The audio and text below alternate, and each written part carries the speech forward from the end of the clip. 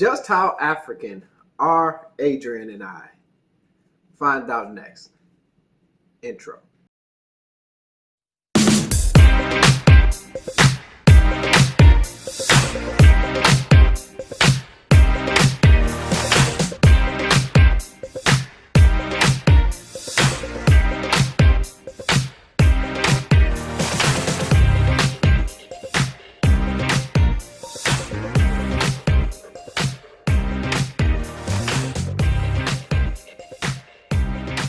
All right, everybody, welcome back to our channel. I am Asad. And I'm Adrian. Make sure you like, comment, and subscribe. Hit the notifications bell so you'll know when we're dropping new videos. And today we have a very special episode for you guys. We did our DNA results. Well, we got our DNA results, say it like that. We did it with 23andMe. Yeah, so now for African Americans, it is particularly special to find out your DNA. For those other Americans who know, oh, my parents came from Italy, my parents came from Germany, or my parents came from Mexico. However, for African Americans, due to the transatlantic slave trade, a lot of that history was lost. Yep. We just didn't know. You know, we just became African American. And so the DNA reveal, or getting these results, I should say, is a very kind of special thing for us. What do you think? I think it is special. It gives us some idea. I mean, I think we kind of know West Africa, generally, right. You know. But it's still special. It's still special to kind of know. Right. So, and we have some surprises. So to my South African family, I want you to hang on to this video to the end, and I have a little surprise for you. Right, yes I do. So, let's start with your DNA. Shall we? Yeah, let's get into it. And okay, so before we get into it, we want to make sure that we understand we're going to do this a little differently. We're going to give some historical and cultural context to these, because it's nothing surprising, right? Let's just call it what it is. It's going to be European and African for the most part, right? For the most part. Right. So let's talk about it. Let's get into it. Now, you know, for years, I have been getting the question from East Africans, are you Habesha? Or are you from Ethiopia?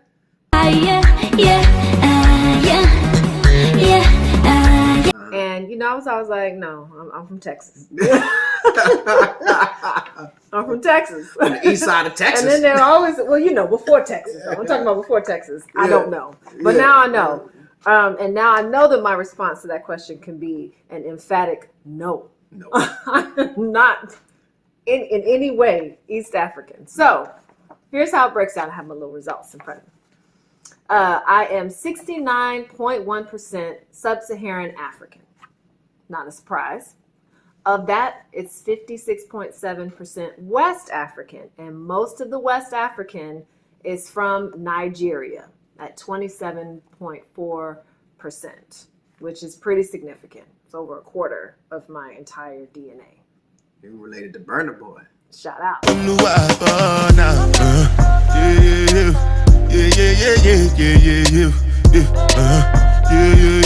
Niger. Okay, and then from there, it gets smaller in numbers. So 17.2% Ghanaian, Liberian, Sierra Leonean. Only 4.4% Senegambian and Ghanaian. Interesting. And then they have these broad categories where they really don't know specifically. So about 7, almost 8% broadly West African. Okay, so 12.1% is Congolese and Southern East African. So that's mostly Angolan and Congolese. And then there's the European side. So overall, 29.9, almost 30%. Damn! European. It gets worse. Wait, it gets worse. Of that 29.9%, 29.1% is broadly like Northwestern Europe. 23% of that 29% is British and Irish. 4.2% is French and German. And then they have that kind of bucket, broadly Northwestern European, 1.9%. Wow. And then there's just under 1%, about 0.8% Southern European, which is in here Spanish and Portuguese. Okay.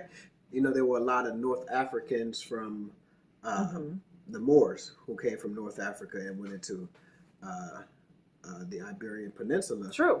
Very true. Conquered, you know, southern Spain and ran Portugal that mug for like 700 years. Yeah, so that's. Well, wait, I got a surprise though. Okay. I have a recent Jamaican ancestor. Oh. I was like, what? Niger and Jamaica? Okay. All right. I can dig it. So what is most surprising about these results for you? So 23andMe gives a breakdown of your ancestors who, like the most recent ancestors that were 100% of whatever category. So I think the most surprising thing is that I have an ancestor who was Nigerian, 100% Nigerian, which is a little questionable because we know Nigeria became a country fairly recently. But aside from that, 100% Nigerian, born between 1830 and 1890. So that's fairly recent. That means I have a grandparent or great-grandparent that was 100%, that was an African. 100% Nigerian. So it's several things that we have to discuss. Let me give my results and we'll jump into that. Okay. What you got? So, my total African DNA ancestry, I don't know the words, 84.6. 84.6. Out of that 84.6, it is 63.9% West African. So then they break that 63.9% down into the different parts of West Africa that make up my genetic DNA. So 35% Nigerian. Yeah, I'm related to Burna Boy too. 15% from Ghana, Sierra Leone, and Liberia. And 6% from Senegambia, right?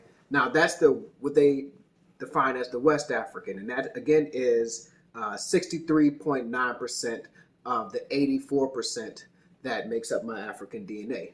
Now the remaining 20.9% is from what they call the Congolese and Southern East Africa. Congolese and Southern East Africa, and out of that, I think 20.9%, 20.5% of that is from the Congo and Angola, which is no surprise at all, being that I am from New Orleans. No surprise at all. And if you watched our previous videos, you know that New Orleans had a heavy Congolese population and a heavy Angolan population. So much so that there is a very famous place here in New Orleans called Congo Square.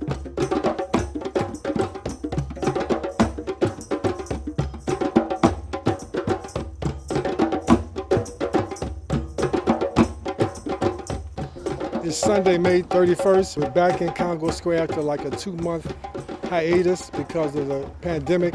It feels so good. So we're out here socially distancing ourselves, but we're also out here honoring our ancestors. And it's even so much more important this week of what's going on around the country in terms of the killing in Minneapolis. And so we have to be back. And so this is the place our people have gathered for over 400 years. Where Africans go to drum. Well, I say Africans, they're New Orleanians who've been here, you know, it's us, but we call ourselves Africans, right? So where black people from New Orleans who are Africans go to drum. Right. And then there is, again, the plantation turned prison, Angola, Louisiana State Prison at Angola, again, had so many Africans from Angola that they actually named the plantation Angola and then named the jail, the prison, which is in that city. Angola is technically a city. They named that the prison after the city, after Angola. So that came with no surprise. So that makes up my African DNA, right? 84.6% of my DNA can be traced right to the continent of Africa. Then there's some European DNA. I didn't even write down the numbers. I had about 12% of European DNA, I think from British and Irish areas. And then there was some interesting stuff in my DNA. Very, very, very small percentages, but just very interesting. Now, here in America, black folk love to say, I got some Indian in my family.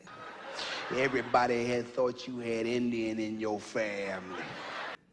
Well, I actually have Indian in my family. I have. Well, I had a little trace. Yeah, a little trace? Yeah, it was about 0.3%. Oh, okay. Shout out to you. I got Pocahontas. a little something. I'm special too. You know, I got Indian. They really be claiming that hard. Like they really claim that It's a whole that long, percentage so strong hard. too. Yeah. What does that Whole DNA makeup is African. Yeah, 1%. I have 1%. Less than 1%. I have it too. I have 1% of my DNA that is East Asian Native American. And 0.8% of my DNA is from Pakistan and Iran. Yeah, Pakistan and Iran. So I really legit I got real Indian in my family. Bloop, bloop, bloop. Where does this come from? I have no idea. No idea. So that is absolutely, kind of crazy thing. So now let's kind of get into the cultural and historical assessment of this DNA. So what came as a surprise was the level of Nigerian DNA in both of us. I mean, I am at 35% Nigerian. Yeah. What's your numbers? 27%? Yeah, 27% and 35%. Why does that come as a surprise? Because the United States participation in the transatlantic slave trade, they enslaved Africans from Ghana and the Senegambia area, primarily. Nigerians mainly were captured by the British, and they went into the Caribbean. So it's very surprising to see such a high level of Nigerian DNA in our ancestry. Mm-hmm. And there's several explanations for it. You want to take on the first one?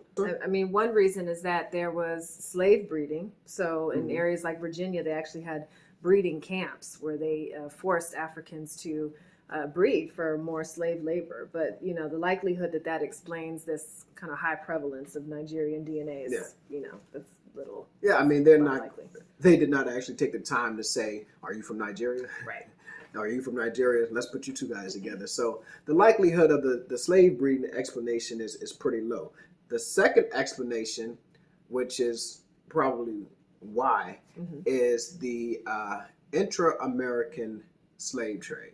So we all know there was the transatlantic slave trade, right? And I believe that in the United States, they outlawed it in the early 1800s. It might have been 1806. It might have been 1802, 1803. Early 1800s, I forget the years. However, the importation of slaves did not end in the Caribbean until 1866, right? 1866. And there also continued to be a intra-American slave trade, meaning enslaved Africans were brought from the Caribbean into the America. That continued well after the transatlantic slave trade ended.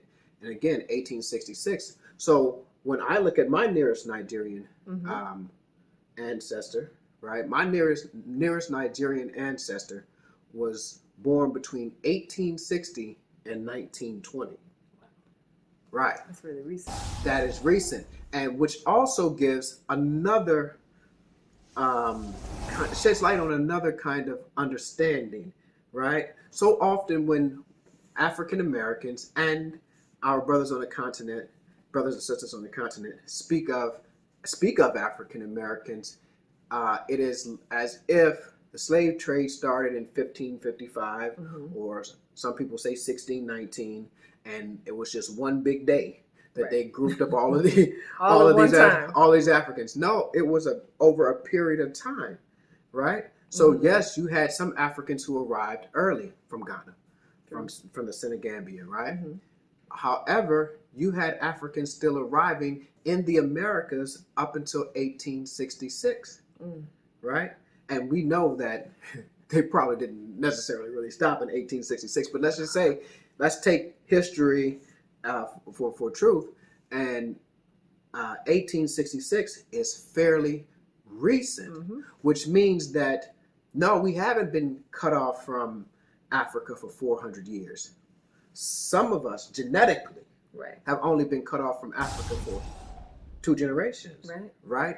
Mhm. 1866, according to 23andMe, the DNA results, this means that I have a grandparent, a great grandparent, or a great great grandparent from who was 100% Nigerian. Yeah. Think about how close that is in time. A grandparent, a great grandparent, or a second great grandparent who is 100% Nigerian. This person was born between 1860 and 1920. Mm. 1920. Think about that. That's quite amazing. Mhm. And when I look at my own family, this is about my family. I think on my mother's side, I was born in 1898. Mm. Mm. Mm. Right? All of my paternal grandparents were born before 1920. Yeah. So this means that we could be dealing with, it could be literally my great grandfather, my Mhm. great grandmother Right. on one of those sides who Mhm. was 100% Nigerian. That stopover you're talking about in the Caribbean could also be the explanation for the recent Jamaican ancestry as well. Yes. You know, it's like you Yes. have this ancestor from Jamaica, you know, Right, the last right. 100 years or so like that. Right, right. 200 closer. But yeah, Right. that could be an explanation too, that these people were in the Caribbean for a while and then were brought from the Caribbean into the United States. Yes. Mhm. Yes. So again, I mean, just to kind of reiterate the point, when we say that we are African, and a lot of times you hear African Americans who are not as, I don't want to say enlightened, but who have their hesitations about Africa, who say, oh no, I'm not an African, I'm black because we've been here all of this time. That may not be true. Right. It may just not be true individually.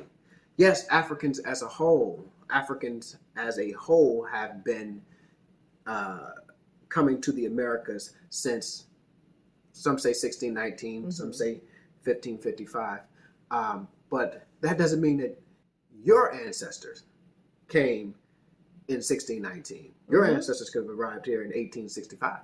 All right, so now as I continued to You just had all kind of cool surprises. I did have some cool surprises. You really did. I did. Mine was real straightforward. It was You very much represent the typical. I'm not saying it in no bad way. quintessential. The quintessential African American. You are African and European, right? I mean, and let's talk about that terminology, African American. So I remember when we were in Morocco, but we met that guy from Senegal. Yeah. And he and I had this long conversation. Oh, y'all were talking so long. Yeah. I was like, He when kept- will they stop? He kept telling me I looked like somebody from Senegal, and when I was in South Africa in Cape Town, the guy told me he looked like someone from Rwanda. But here's the point.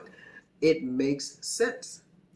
African American is a terminology that we use because we cannot identify I'm Nigerian Right. or I'm Kenyan, right? Or even below that level, yeah. Right. We could not make those identifications, so we just have this broad statement, this very broad African American. Africa is a continent, what 53, 54 countries, right? Yep. So, but when you look at our DNA makeup, that nomenclature is probably the most appropriate because as African Americans, our DNA encompasses A whole lot of Africa. a whole lot of Africa. I mean, look at this: Nigeria, Ghana, Liberia, Sierra Leone, Senegambia, right? I mean, Angola, Congo. These are vast places. Southern Africa. Right. Southern Africa. We have there are parts of this that we didn't mention, but there are parts that mentioned broadly South African or Southern African or whatever have you. So that name African American is very appropriate. And when I was going back to the story of the guy we met in Morocco, who's from Senegal, you know, when Africans used to ask me, "Where are you from?" and I would say the United States, they would respond, "No, where are you from?" Like, New Orleans. yeah, and that's what I would respond. I'm from New Right. Orleans. If you've been here, you know we African. But the question is not about where do you live or where are you born. It's about your ancestry. Right. And after the conversation with him, I remember writing this long Facebook post about being an African American and saying we encompass all of Africa, and that's what this DNA result kind of showed us, right? That we really do encompass all of Africa, and we should feel comfortable in so many parts because so many parts of Africa make up who we are. Very powerful stuff. So let's get into it. That southern part of Africa that I didn't mention, let's talk about it. Let's talk about it. So I did have some cool stuff. So as I was examining and going through my DNA results, I come across a picture of a very famous man. And I said, well, why is his picture in my DNA profile? I said, well, what is going on? And what did you learn? Well, here's what I learned. That I am related, ready for this? To Nelson Mandela. Yes. We have a common ancestor. Yes, we do. 140,000 years ago. 140,000 years ago, Brother Nelson Mandela and I share a common ancestor. So, to my South African family, we cousins. This ain't your family. Black. We all family. My cousin, What's up, cousin? What's up? I ain't seen you and I don't know where. Call me Cousin Pete. Cousin Pete. Cousin Pete. Cousin Pete. What up, cousin? Wait, on what side of your family? I don't know. Oh, it's my mama's side of the On family. your mother's side. My mother's side. Mitochondrial DNA connection. Yes, on my mother's side of the family, she is related to Nelson Mandela. That's why we're moving to South Africa. Right. You gotta let them know. Well, why aren't you going to Nigeria? Because I'm related to Nelson Mandela. But that is crazy. That is crazy. You know, Were there any disappointments? About 12%. Yeah, so there were no disappointments there. Well, like I said, you know, I had always theorized that I was 100% African. How? I don't know. I don't know. I just felt that. I felt that. You know, even knowing my ancestry, like I do know the white people in my family. Right. So like my grandfather's father was half white, but that really don't count to me. Right. Don't matter. I didn't think I carried any of that, because it came from my mom. It's different stuff. It's such a shame too, right? What's that? That European ancestry, it's a little shame. It's kind of like because it's always connected to a very hurtful story. That's true. It's nothing we talk about with any type of, oh, mom, did you know? Because I'd be like, yeah. I don't want to talk about that. Yeah, well, and some of us do. There's some of us, they latch on to anything but the African. They latch on to the Indian. Oh, Lord. They latch on to the European. Well, I got 20%. I got 1.5%. Yeah, and then I want to go to London. Wait, you are 90% African and you got 8% British, and you want to go to London? It is some of the most. Got some healing to do. Yeah, that's trauma. Got some healing. That's trauma psychology. That's trauma cognition. Trauma bonding.